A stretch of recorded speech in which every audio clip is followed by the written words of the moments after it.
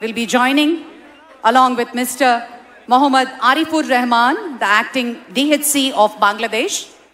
Also, the Consul General of Netherlands will be joining us, and Ms. Jennifer Adriana, the US Consulate General from Hyderabad, will be joining us for this momentous occasion. Mr. Mahdi Sakruki, Consul General of Iran, will also join us.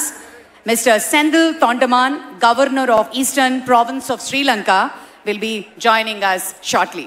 ఇంతమంది దేశ విదేశీ ప్రతినిధులు ఇక్కడికి వస్తున్నారంటే కారణం ఏమిటి సోదరులారా? దానికి కారణం మనం ఎన్నుకున్నటువంటి నూతన ప్రభుత్వం శ్రీ నారా చంద్రబాబు నాయుడు గారి యొక్క నేతృత్వంలో అద్భుతంగా రేపటి రోజున ప్రగతి బాటన పరుగులు పెట్టనుంది అనేటువంటి ఒక బలమైన నమ్మకంతో ఆయా దేశాల ప్రతినిధులు కూడా ఈ కార్యక్రమానికి విచ్చేస్తున్నారు. పెట్టుబడులు వస్తాయి, ఉద్యోగాలు వస్తాయి, మనం కన్న కలలన్నీ నిజానికి 100% నిజమయ్యేటువంటి ఒక తరుణంలో మనం ఉన్నాం. తెలుగుదేశం పార్టీ అధినేతగా చంద్రబాబు నాయుడు గారు దేశ రాజకీయాలకు ఒక దిక్సూచిగా నిలిచారు. ఆయన ఎప్పుడూ కూడా రాజకీయాల కోసం రాజకీయాలు చేయలేదు. ఆయన చుట్టూనే రాజకీయం తిరుగుతుంది అనడంలో అతిశయోక్తి లేదు.